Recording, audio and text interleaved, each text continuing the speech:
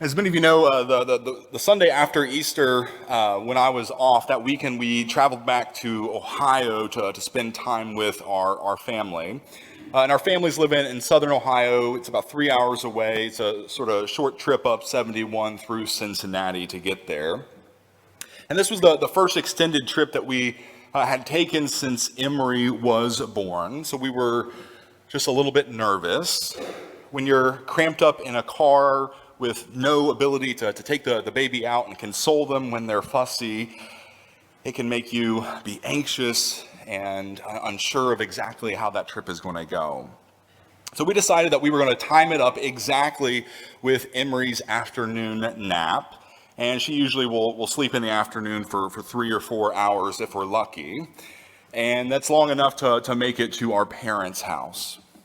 Now, the trip was going as planned until on I-71 we saw brake lights ahead of us. So we quickly pulled out our GPS, and to our horror, we saw nothing but miles and miles of red. Quickly, we came to a complete stop. Now, at first, when you're in standstill traffic, you have a glimmer of hope in the back of your mind that it's not going to last all that long and that you'll get moving again soon.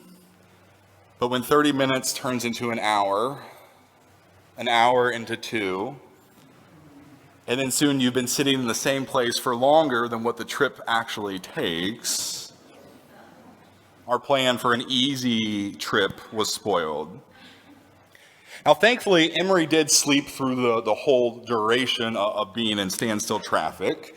Thankfully, we had lots of snacks to keep Elias occupied. Thankfully, we had a couple empty bottles also for Elias.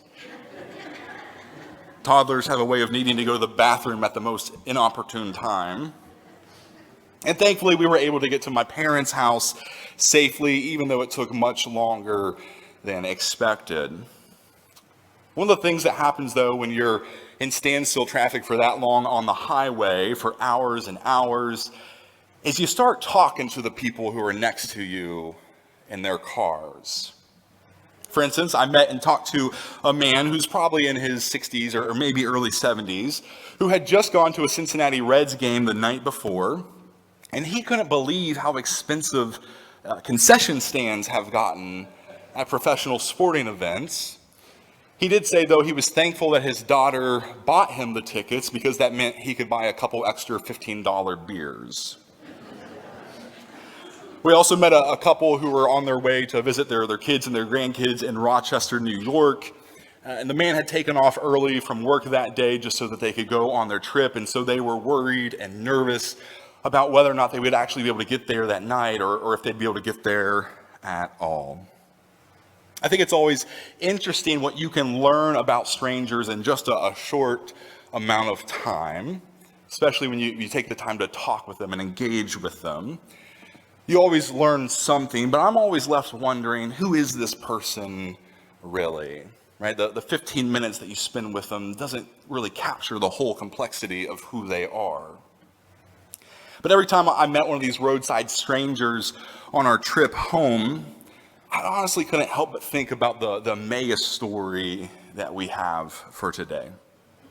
The disciples weren't stuck in a traffic jam, but they were in a jam of sorts as they were figuring out what to do after Jesus' crucifixion and death. Remember, at this point, after the crucifixion and death, there's talk of the resurrection, but they don't know exactly what it means. And they're still filled with grief from losing their best friend. They're horrified at the suffering they saw in the crucifixion. And I'm sure they're scared too, wondering if they're going to be next. As Jesus' disciples, will they receive the same fate as Jesus? And so as they're traveling to this place called Emmaus, they meet this stranger. Now we know how the rest of the story goes, so we know that this stranger is Jesus. He's disguised himself somehow so that they don't know it is him. And as they're traveling next to this stranger, they're talking about the events that have taken place. They're sharing stories and wondering together what their future holds. And they end up inviting this stranger to dinner. It's in the breaking of the bread at the dinner that their eyes are opened and they see that it's Jesus all along. Now there's so much that we could explore from this passage today. And as I said, this is, I think, one of my favorite stories in the whole Bible. But as I was reading it this week, I really had to wonder, why did Jesus appear to them as a stranger? Why didn't he just show up as himself? Why would he disguise himself and keep them from knowing it was him? Now, of course, Jesus doesn't tell us why, but based on who I know Jesus to be and who we see him to be throughout the Gospels, I think Jesus is trying to give them a teaching moment. Right? We know that Jesus is always focused on teaching the disciples to live more fully in who God is calling them to be, to live with love and mercy. And I think this Road to Emmaus story has a major message that he's trying to get across to them. It's simple, but it's absolutely life-changing. Think about it. Jesus appears to them as a stranger, just another traveler along the road. And though he eventually shows himself to them in the breaking of the bread, imagine how this experience between the disciples and this stranger changed them, how it would transform them. I bet all of them wondered, would Jesus do this to us again? Would Jesus appear to us as a stranger some other time? Next week? In a month? In a year? In 5 years? Will Jesus do this again? I can imagine them going forward any time that they met a stranger, they probably paused and looked closely at the person. And I bet they thought to themselves, I wonder if it's Jesus. Anytime they talked with someone new, were they waiting for their eyes to be opened again? Were they waiting to see if their hearts burned for the resurrected Lord? Anytime they saw someone breaking bread, I bet they were hanging on the edge of their seat, waiting for Jesus to appear again. You see, this simple encounter with a stranger who later they do find out is Jesus, opens them up to the possibility that anyone and everyone they meet might be Jesus in disguise, might be the resurrected Christ. I wonder if it's Jesus. I bet they thought when they met someone for the rest of their lives. And I think that's something that we can learn from this story too. We need to be open to the possibility, like the disciples were, that any stranger they meet along the road that we travel might just be Jesus. The person you're standing next to at checkout in Kroger, I wonder if it's Jesus. The lady who walks her dog past your house every morning, I wonder if it's Jesus.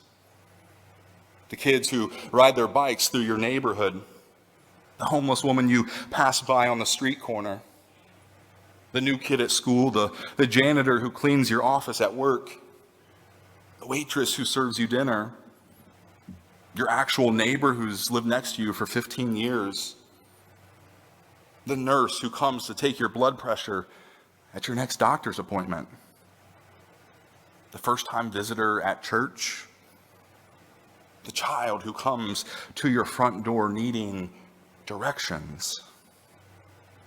I wonder if it's Jesus. if we take this story seriously and consider the possibility that it might happen to us like it did to the disciples long ago, well, then it turns out that every single person, every stranger we meet along life's journey might just be the resurrected Christ in disguise.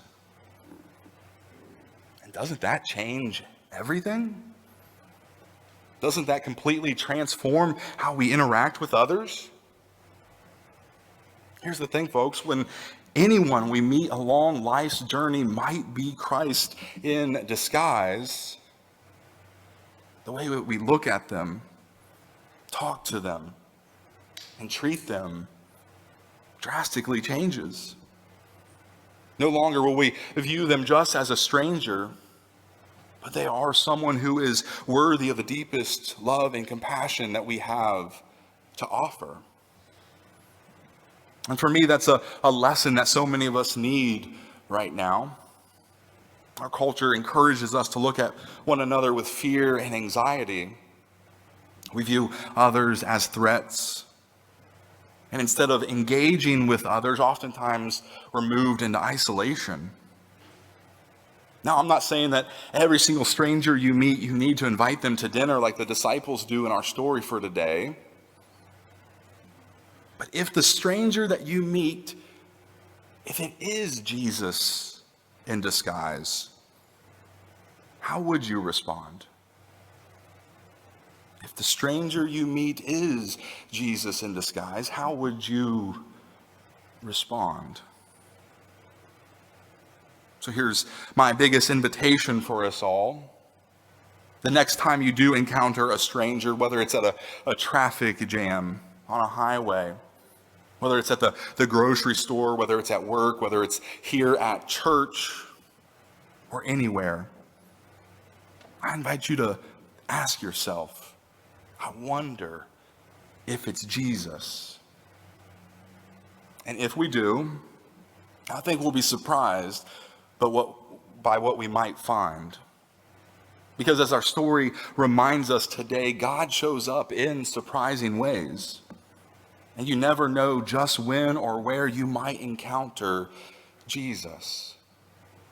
They can happen with a stranger on some random road. And even if you come to find out that person, that stranger, isn't our risen Lord, and we're even open to that possibility, well, I promise you, our lives will forever be changed. May it be so. Amen.